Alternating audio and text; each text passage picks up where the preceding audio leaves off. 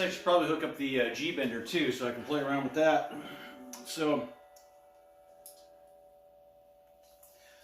this has a double bender in it, B and G. So the G, it works off a belt loop lanyard. So I just hooked this lanyard up, and there we go.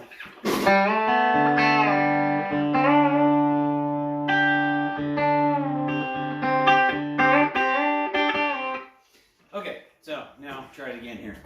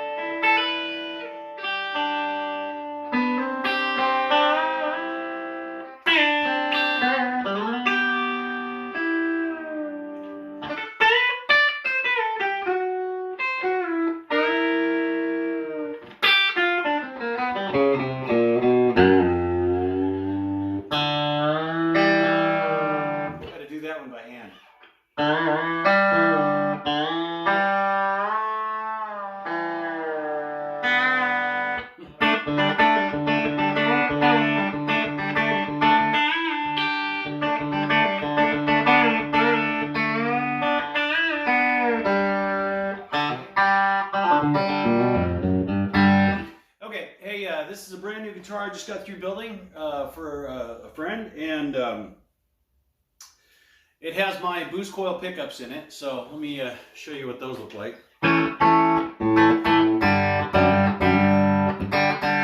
Okay, so up close and personal with the boost coils, you can see that their Alnico 3 magnets are a little bit bigger. They're 1/4-inch Alnico 3s for the E string and the A string, and then they're Alnico 2s for the rest. And then we wind them to 6.5K, so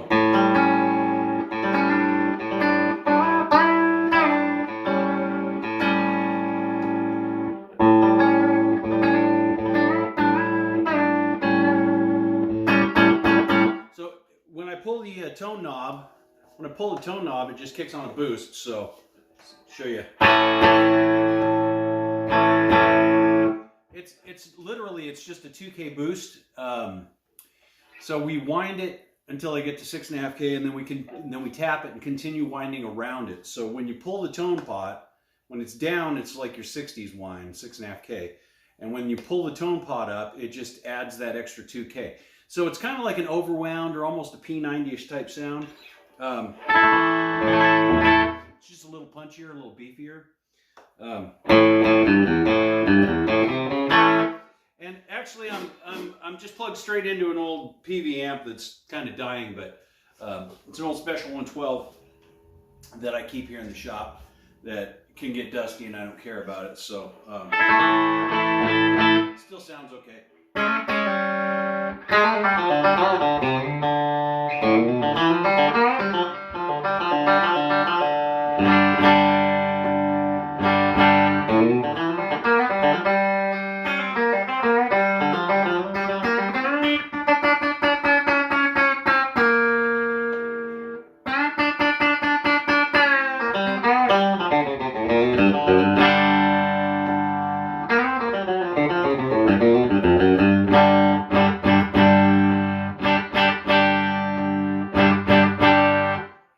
It's kind of subtle unless you're expecting it, but if you have a tube amp, which this is solid state, but if you have a tube amp and it's right on the verge of breakup, it's really cool.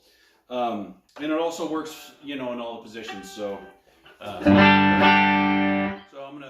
go back to the D chord. There's a middle position.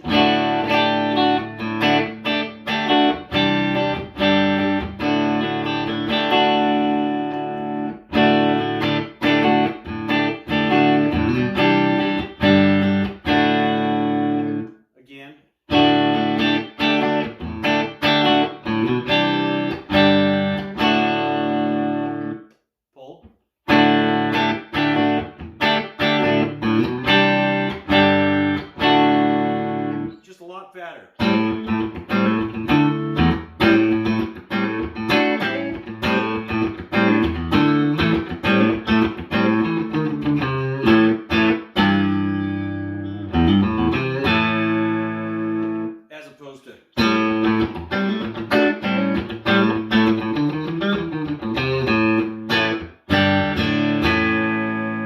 back that.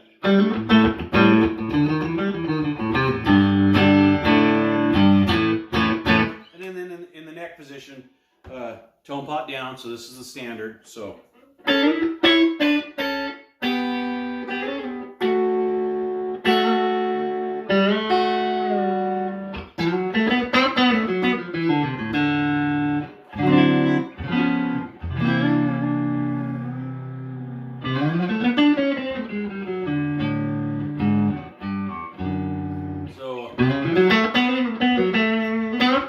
and then with it.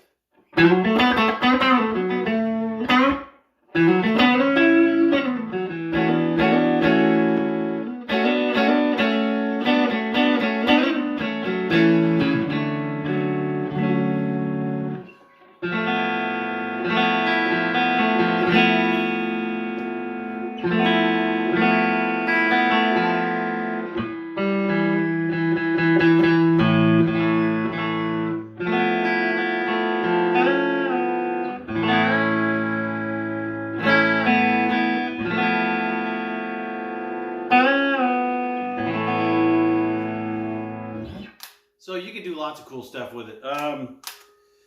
And, you know, with two benders, so there's your G, you know, pressing it out.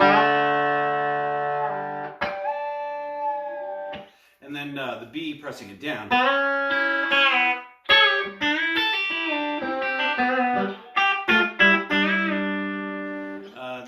You can also do them together if you want. So they're... I've seen some guys say they make double benders that aren't really double benders. Like if you're calling it a double bender, they should work independently of each other.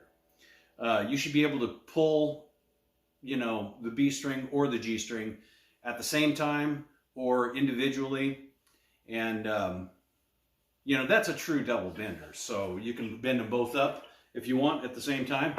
So a D chord works great for that. Because you can bend the B up, that's a suspension, or that's the same, it's another suspension. So you can do them both at the same time. Or do a D7.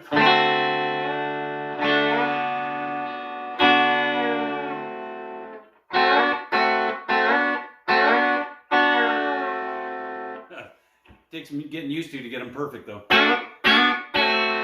That's a Jimmy Olander thing, being able to do that perfectly. I don't know anybody else that can play double bender like him. He's just the king.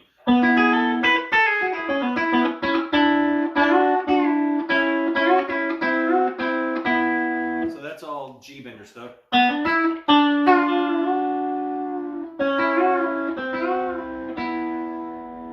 Whereas you can do the same thing with the B.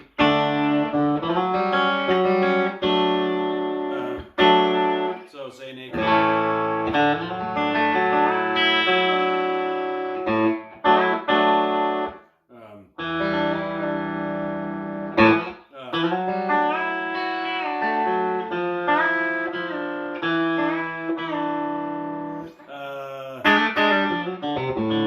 Let me think. Oh, yeah, another thing. This one's got strap locks on it, so that's how they hook up. Is just, you know, you just got the strap locks.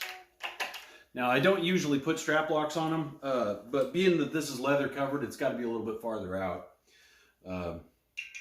Doing these tribute guitars.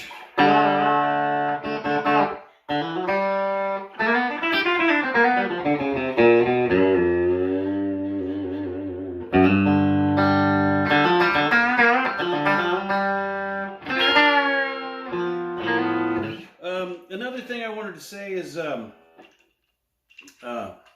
let's see, on this one,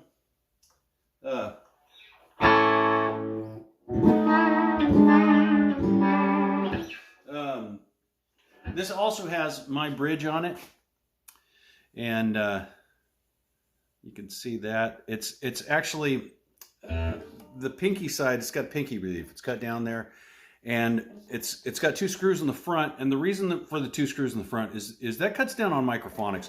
You'll notice on some guitars, if you tap on the bridge, you know, you might get a little tink, tink, tink, tink sound, which you're not going to get on this one because it's, you know,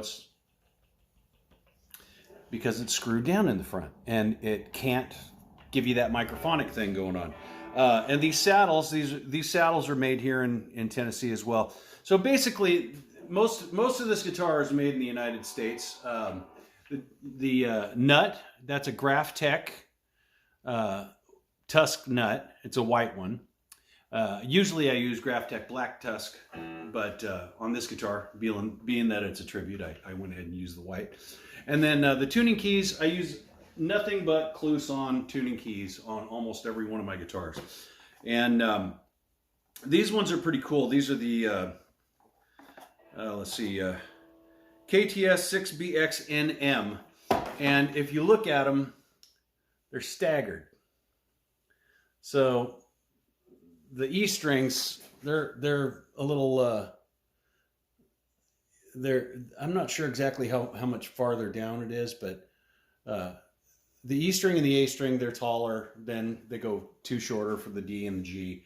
And then the B and the E, they are even shorter. So it's kind of hard trying to get the right angle there so you can see it, but it's kind of hard to show it. Anyway, they're pretty cool. So sometimes I don't even put a string tree on it, but this is, again, it's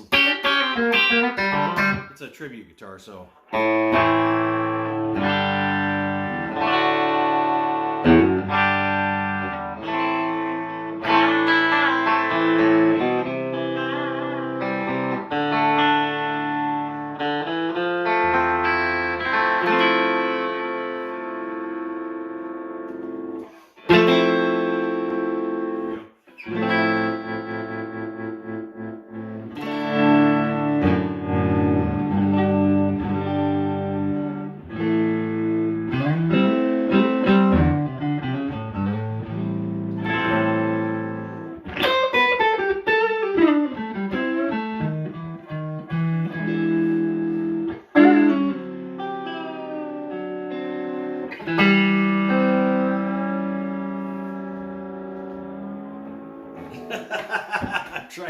I forgot took the lanyard off trying to bend that G string. Kind of hard to do without the lanyard. Anyway, I haven't put the back cover on this one yet because I wanted to show you guys how all this stuff worked. But again, everything's made in the United States. I'm trying to keep all my friends busy, and all the Bender parts, they're either made here in Tennessee by somebody else, or I'm actually making them and machining them and polishing them myself. And I have a friend doing all the leather work. The wood that this is made out of is actually Catalpa, which looks like swamp ash. And if I had another one, I wish I had another one, but this is the grain. It looks just like swamp ash, except for this one's, you know, obviously grain filled black and bursted. Hold on just a second. Let me see if I can find one. Here we go. So this one, this is what it looks like when it's just got when it's been filled and got clear coat. So this has just had some filler in it. It's been clear coat. The sides have been sanded, but it looks a lot like swamp ash, but it's really lightweight and it sounds like really good. Like it's got a good tap tone to it, and I'm using it for a lot of guitars lately because I love it so much. Let's see, anything else that I should tell you guys about? Well, I guess that's about it. Yeah, I guess that's about it. Appreciate it. If you like these videos or you need a Bender or anything, let me know. Subscribe, like, hit that notification bell and all that good stuff. I'm gonna take these stupid ass glasses off. I had eye surgery and had cataract surgery on this eye, And now I can't see anything up close, so I've got to wear these stupid reader glasses, which stinks because I was legally blind before I had LASIK surgery. I couldn't see this far in front of my face, and I had thick glasses. And I was just hoping to get that touched up, and it ended up messing up. It's great. I can see long distances and everything, but I got the panoptic lens and all that. But up close, I can't really see all that well, so I've got to start wearing readers, or use one of these things. This thing's a magnifying glass, and I got some other ones over there that got the little thing that hooks down. These are actually pretty cool, because this thing's got a light in it built into it as well, so you can turn the light on, and this thing flips down,